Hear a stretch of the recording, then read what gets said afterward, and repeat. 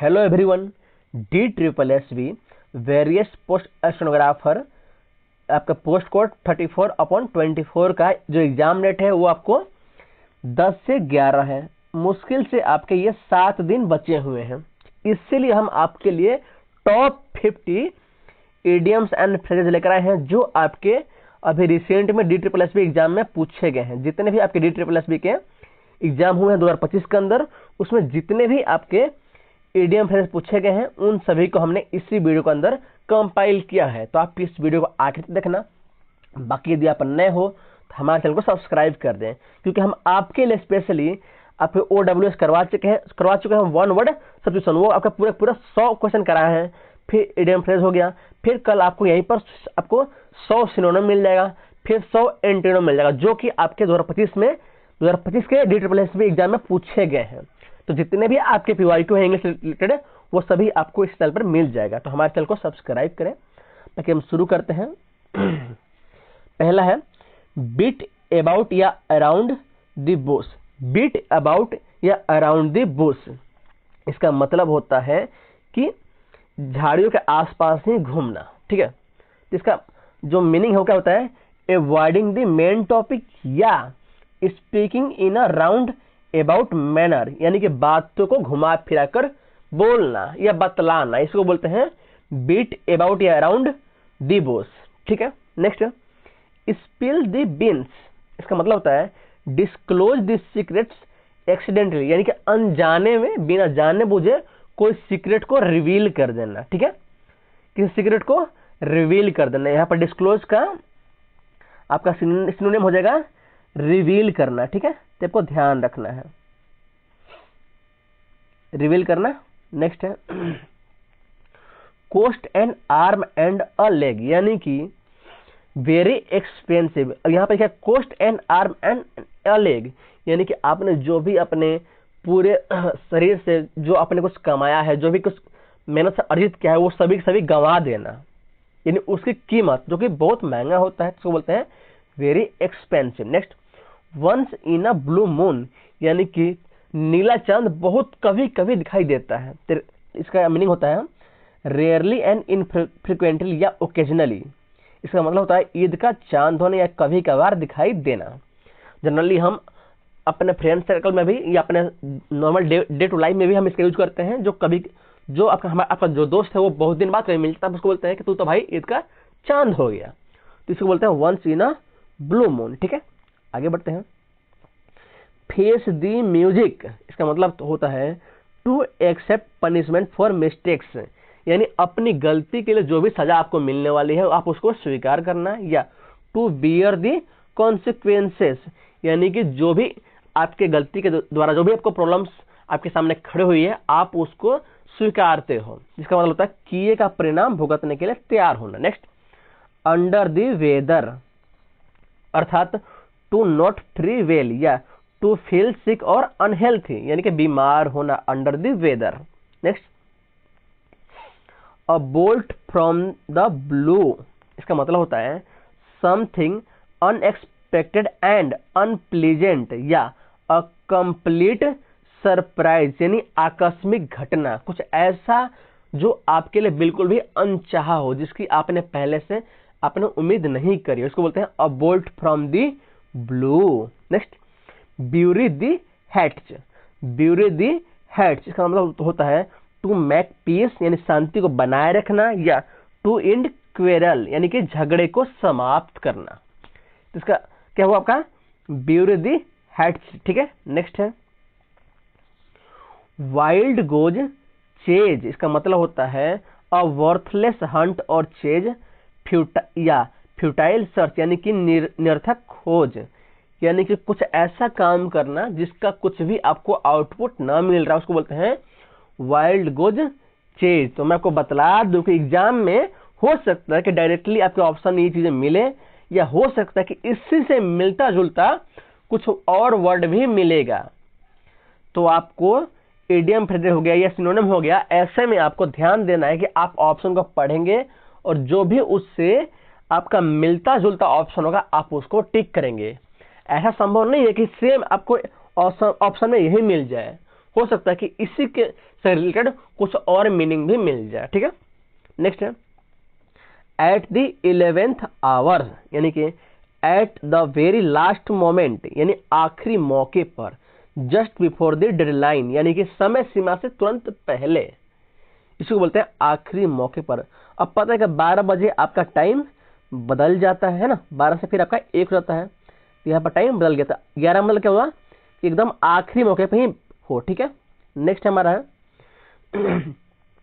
Blow once आउन trumpet, यानी इसका मतलब क्या है, अपनी ही बातें करना, यानी प्रेज वन सेल्फ या to boast about their achievements, अपनी ही अचीवमेंट के बारे में, अपनी ही उपलब्धियों के बारे में खुद की तारीफ करना। ठीक है, नेक्स्ट है ब्रेक द आइस, यानी कि इनिशिएट समथिंग, यानी कुछ शुरुआत करना हो सकता है, या टू स्टार्ट कन्वर्सेशन, यानी कि जब मान लो कि यहाँ पर 2 व्यक्ति बैठे हैं, ये आपका 2 व्यक्ति हो गया। ठीक है, और ये आपस में बैठे हैं, कुछ भी बातचीत नहीं कर रहे हैं, अचानक एक व्यक्ति बोलना शुरू करता है तो क्या करेगा, ब्रेक दी आइस, इसी को बोलते हैं कि बातचीत शुरू करना, यानी स्टार्ट कन्वर्सेशन। नेक्स्ट है गेट इनटू हॉट वाटर, यानी सोचो आप कि जब आप गर्म पानी के किसी बकेट में या किसी बाल्टी में या कुछ में आप उसमें गिर जाते हो तो कैसा होगा आपके लिए। ऑफ कोर्स आपके लिए वो एक डिफिकल्ट सिचुएशन होगी, क्योंकि आपको उसमें दिक्कतें होंगी। इसका मतलब यही है कि टू बी इन ट्रबल या to be in a difficult situation, यानी अब आपके लिए वो मुसीबत हो गई, तो उसे बोलते हैं मुसीबत में पड़ना। Next hit the nail on the head, इसका मतलब होता है से और डू समथिंग एग्जैक्ट राइट।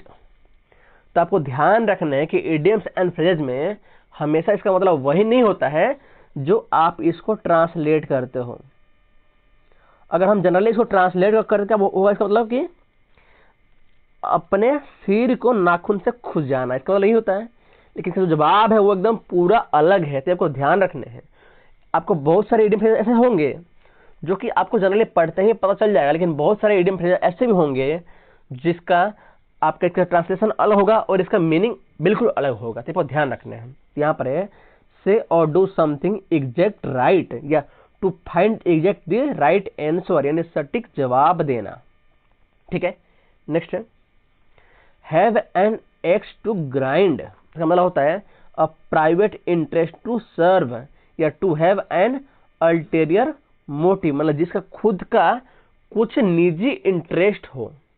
इसका मतलब होता है अपना उल्लू सीधा करना, यानी अपना स्वार्थ को सिद्ध करना। नेक्स्ट टू स्मेल और रैट, यानी सस्पेक्ट और ट्रिक और डिसीट, या डिटेक्ट समथिंग रॉन्ग, यानी दाल में काला होना, यानी कि संदेह उत्पन्न होना। इसका मतलब होता है टू स्मेल और रैट। ठीक है, नेक्स्ट है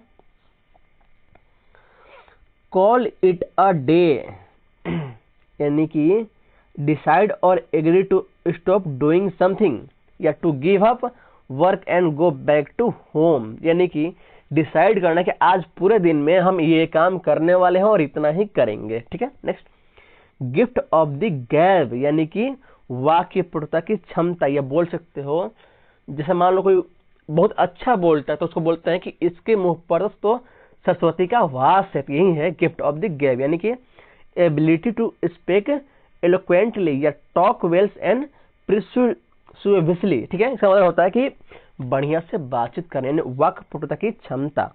नेक्स्ट सी आई टू आई, इसका मतलब होता है बी इन फुल एग्रीमेंट, यानी पूर्णतः सहमत होना, यानी आंखों में आंखें देख के कोई बोलेगा कि हाँ जी मैं तुम्हारे काम से पूर्णतः सहमत हूं और तुम जो भी कर रहे हो हम भी उसमें पूरा साथ देंगे चीजें। Next sit on the fence, यानी कि नीचे बैठ जाना, इसका मतलब होता है, इसका मतलब क्या है टू रिमेन नेचुरल, या to refuse to take sides of dispute, यानी कि तटस्थ रहना। अर्थात मान लो आपके दो दोस्त लड़ाई कर रहे हैं तो आप एकदम दोनों को यही बोलते हो भाई तुमको जो करना है करो, हम दोनों बीच में कुछ भी नहीं बोलेंगे। ऐसा ही हुआ था आपके महाभारत के युद्ध में। जो बलराम जी थे श्री कृष्ण के भाई, वो न पांडव के पक्ष में गए थे और न ही कौरव के पक्ष में। उन्होंने आपका तटस्थ रहने को चुना था। नेक्स्ट है आपका टू फ्लोग या बीट अ डेड हॉर्स, यानी to attempt to do the impossible, यानी कुछ भी ऐसा जो असंभव हो उसको पूरा करने का प्रयास करना। नेक्स्ट है अ ब्लेसिंग या बुन इन द डिस्ग्यूस, इसका मतलब होता है an apparent misfortune that eventually has good result या अ हिडन फेवर, यानी कि आपको लग रहा है ऊपर से कि ये दुख है, ये तकलीफें हैं, लेकिन एक्चुअल में वो आपके लिए सही होता है। जैसे कि आपके माता पिता बोलते होंगे कि बेटा पढ़ ले अभी, लेकिन आपको अभी पढ़ने का मन बिल्कुल भी नहीं करता होगा। तो वही चीजें है कि आपको तो लग रहा है कि ये दुख है, लेकिन एक्चुअल में वो आपका सुख है। ठीक है, तो यही चीज है। मेहनत करना भी, हमें लगता है कि हम मेहनत कर रहे हैं तो काफी तकलीफ, आपको इस समय गर्मी सहना पड़ता होगा, तकलीफें होंगी, है ना, बहुत सारी प्रॉब्लम होंगी आपके लाइफ में, लेकिन वो एक दिन आपके लिए वो बेहतर सिचुएशन ये पैदा करने वाले थे। इसको बोलते हैं अ ब्लेसिंग या बोन इन डिसग्रेस। क्या हुआ? दुख के वश में सुख। तो आज के लिए इतना ही। बाकी हम आपके लिए 100 OWS करा चुके हैं, आपके 50 आज इडियम्स एंड फ्रेजेस हो गया। फिर कल आपके लिए 100 हम सिनोनिम करा देंगे। फिर उसका नेक्स्ट दिन आपका 100 एंटीनम हो जाएगा। ठीक है, और इसके बाद आपका हम कराएंगे 60 इंपॉर्टेंट रूल ऑफ ग्रामर। ठीक है, तो इस तरह से कहीं ना कहीं आपका जो इंग्लिश का जो सिलेबस है वो हम कंप्लीट करा लेंगे। और ये जितने भी आपके वोकेबुलरी है ये सभी आपके 2025 के DSSB एग्जाम में पूछे गए हैं, इसलिए मैं आपको करा रहा हूं। तो अगर आपने अभी तक चैनल को सब्सक्राइब नहीं किया है तो सब्सक्राइब कर ले, और वीडियो अगर अच्छी लगी हो, इन्फॉर्मेटिव लगी हो तो वीडियो को लाइक करें। धन्यवाद।